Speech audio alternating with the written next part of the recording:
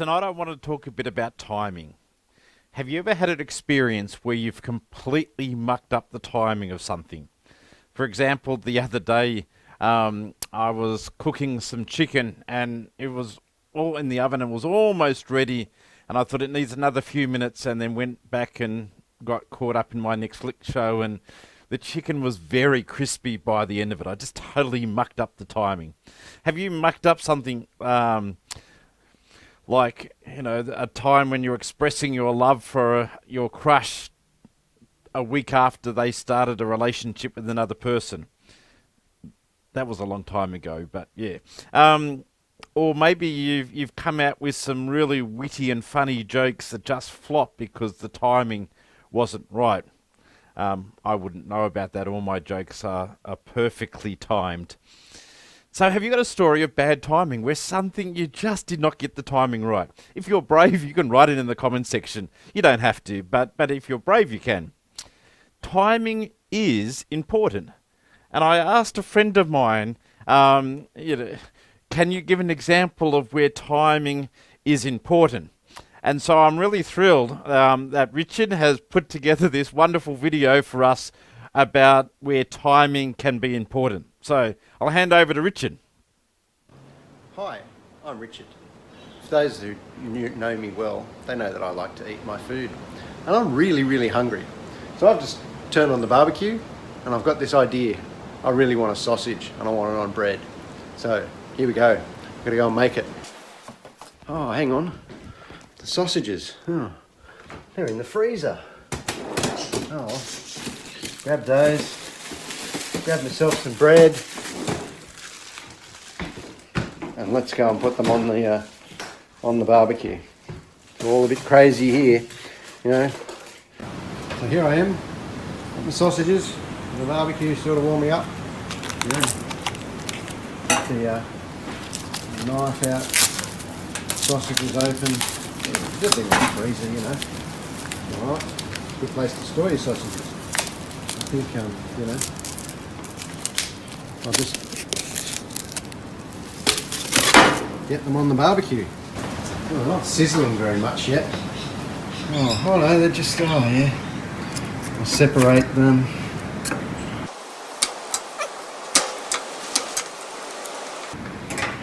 Quickly close that. Get something to put my bread on.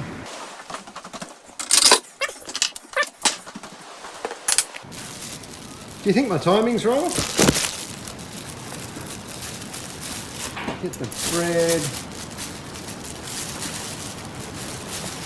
A couple of bits. Come over here. Oh, I'm not even going to get tongs out. I don't have any time. Oh, you know what? Oh yeah, it's ready. I'm hungry. Put on my bread. Grab my knife so I can make the sausage in half. Oh boy, it's a bit frozen. I don't know why. Is my timing all out? Oh well. Here we go.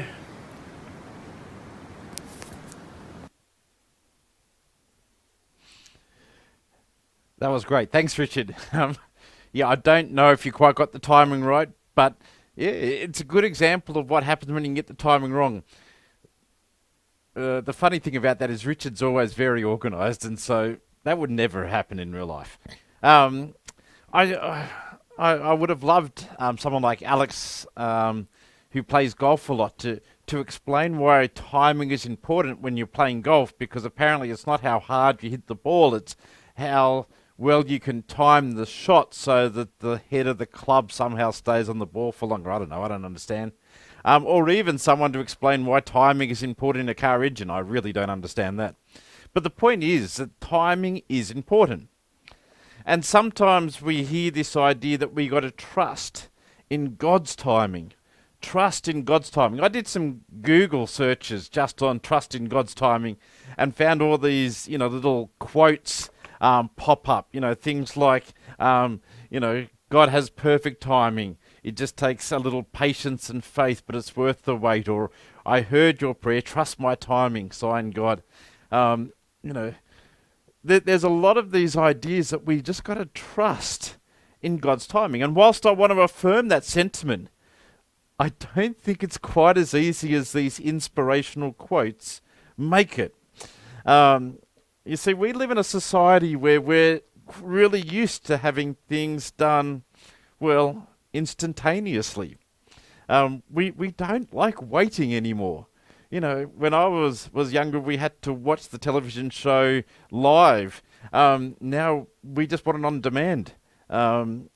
If we have to wait more than a couple of minutes for a takeaway coffee, we sort of feel like that's a bit too long. You know, we're not used to waiting. And so sometimes this idea of the instantaneous society spills over into our understanding of faith and spirituality, and we're not quite sure what it means to trust in God's timing anymore, or to wait on God. I found this video a number of years ago, a very clever video, and I'm just going to share it with you, of somebody reflecting on God's timing. So I'll hand over to this video now.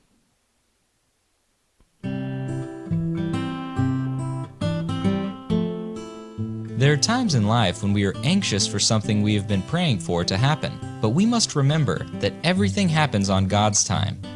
So it is important that we stay patient and explain to God how much better things would be if He made things happen on our time, until He gives us exactly what we want when we want it.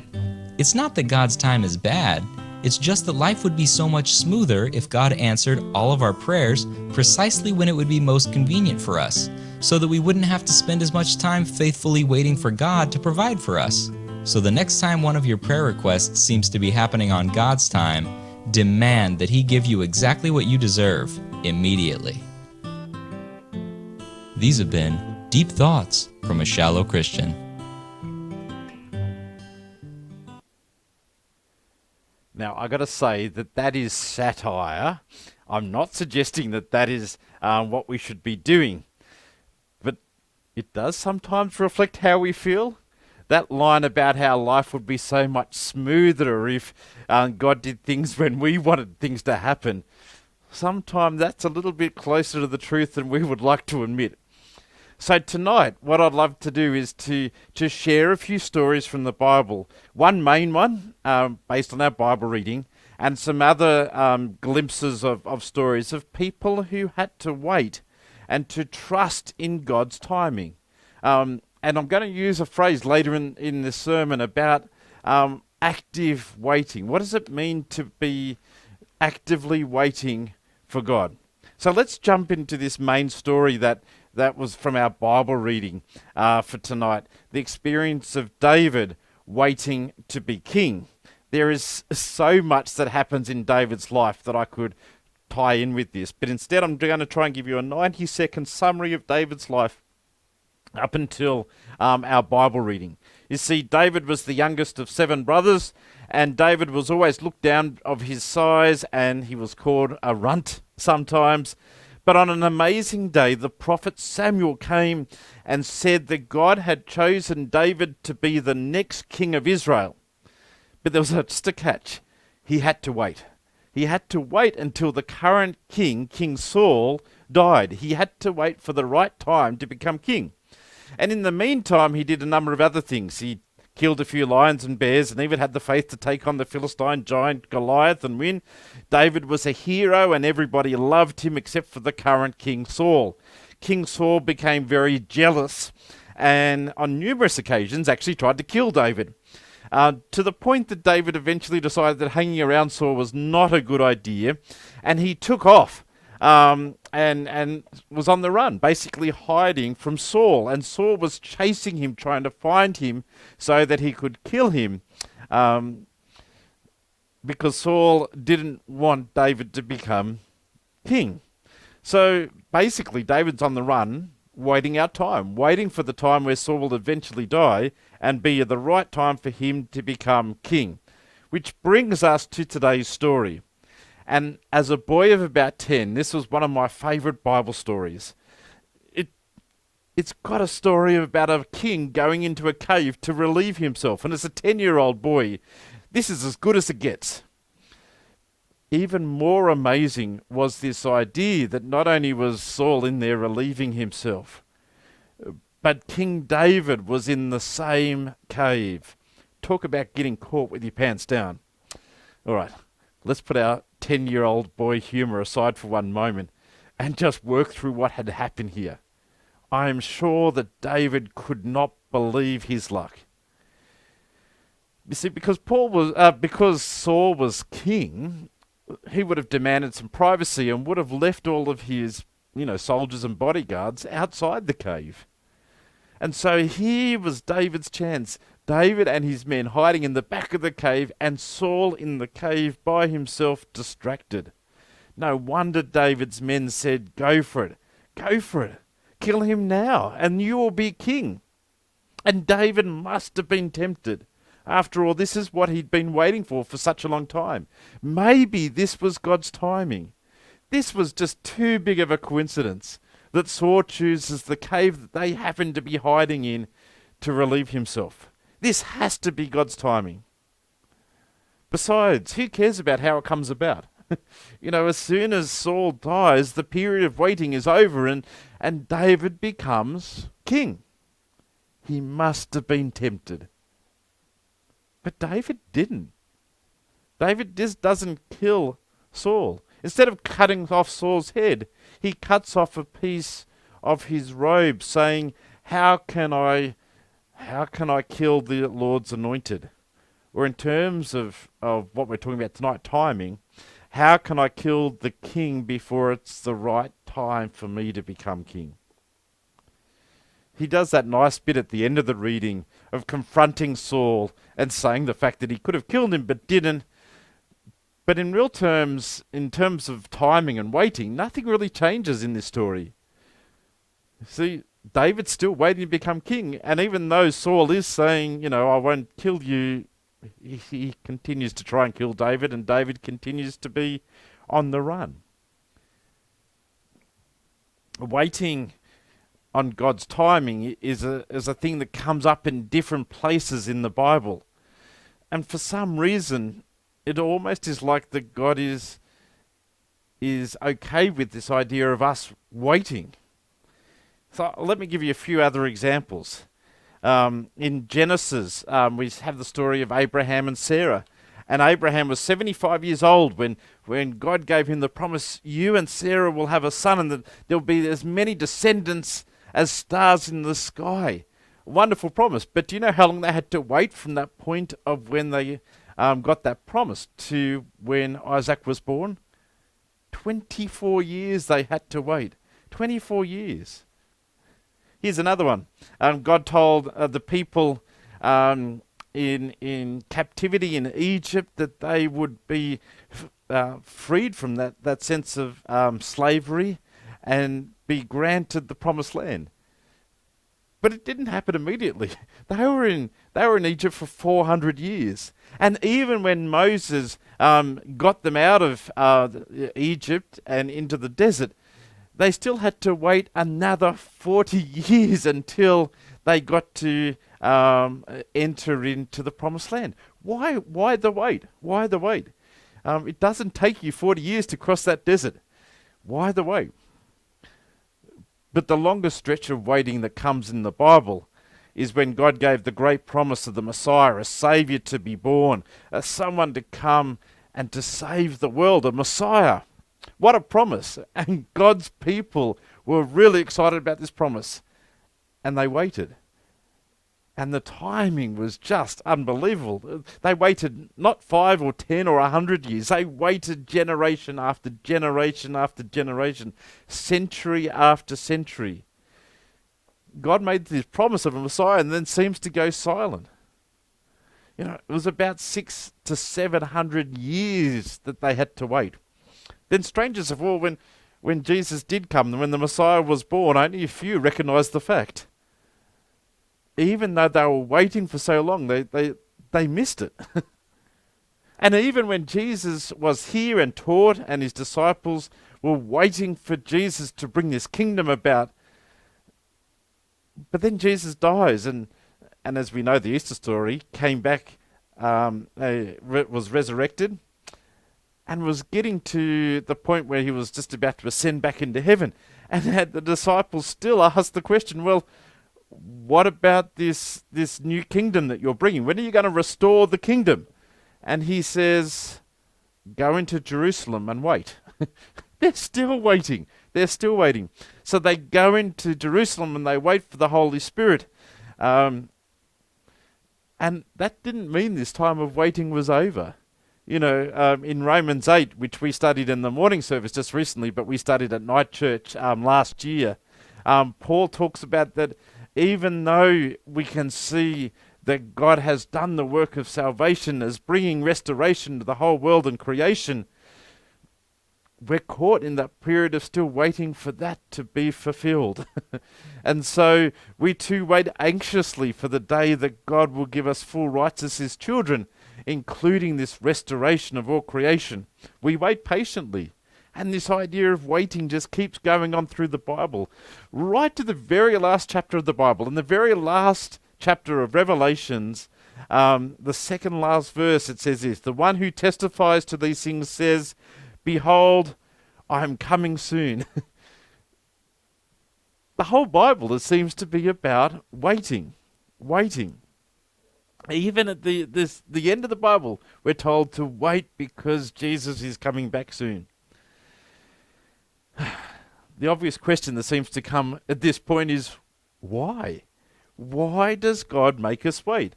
If God can do anything, and if God is loving, then why doesn't God bring us the relief and answers now? To be honest, I don't have a good answer to that question. Sometimes I get really frustrated with God's timing. Sometimes it makes no sense at all why God would want to make us wait for an answer to prayer for an issue that needs to be resolved. One person I was reading in preparation for this talk said, what God does in us while we wait is as important as what we are waiting for. What God does in us while we wait is as important as what we are waiting for. And whilst I can somewhat agree with that statement, I know where they're coming from, it does seem a little bit of a weak answer. You see, David waited years and years to be king. God had plenty of time to do what God was doing in David's life and preparing for being king. He didn't need all that time. Why did he have to wait that long to become king? I just want to jump in and put in an aside at this point. I don't think that waiting on the Lord's timing is a passive wait where we just put up our feet and do nothing, waiting for a time when God will eventually answer our prayers or do whatever God's doing in our life. It's not like we do nothing. People sometimes say, I'm just waiting for the Lord to give me an answer. And that's just an excuse not to do something, or to take appropriate action, or to own up to your own responsibilities. That's not what waiting on the Lord's about. I read this other thing that said, waiting on the Lord is a confident, disciplined, expected, active, sometimes painful clinging to God.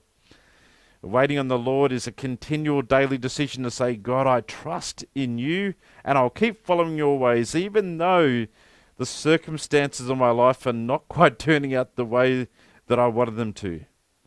And they may never turn out the way that we want them to.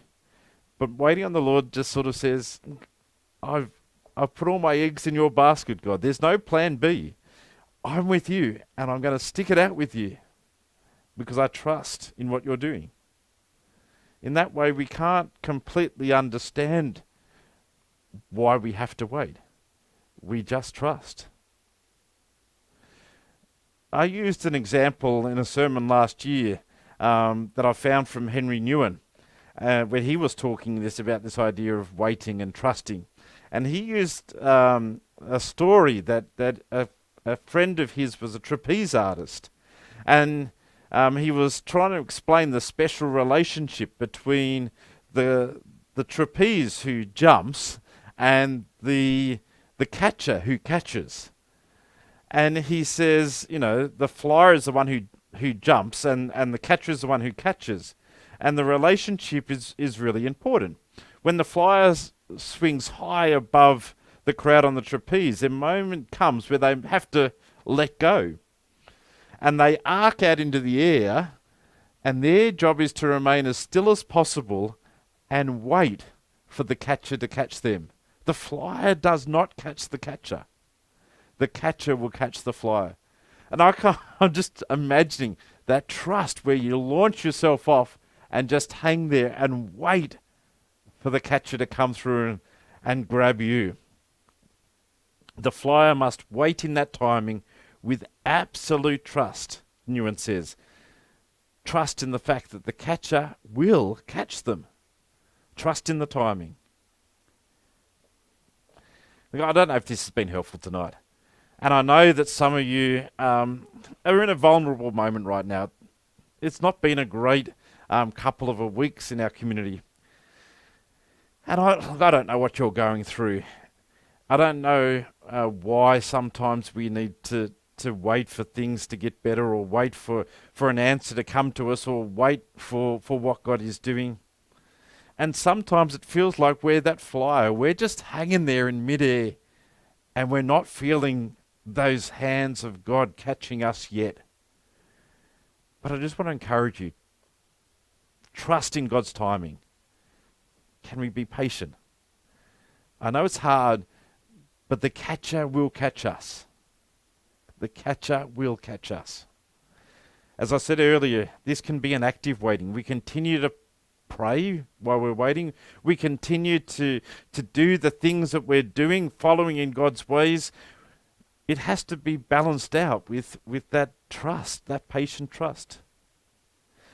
And yes, we do find in that waiting that God continues to minister to us. And sometimes it even is worth the wait. Isaiah described it like this. He said, "But those who wait upon the Lord shall renew their strength." The line just before that says, sometimes we are so tired and weary. And I love the version I've got on the screen here, that sometimes we fall down exhausted. But those who wait upon the Lord shall renew their strength. They will mount up on wings like eagles. They will run and not grow weary. They will walk and not be faint. We need to wait upon the Lord. We may not understand God's timing, but we trust in that timing. And we trust that the catcher will catch us. You see, King Saul eventually did die, and David did become king. Abraham and Sarah did have their child. The Israelites did enter the promised land. The Messiah did come. Waiting doesn't always end in disappointment. It's just that waiting is hard. And I pray that we'll all have that ability to have that deep trust in God as we wait.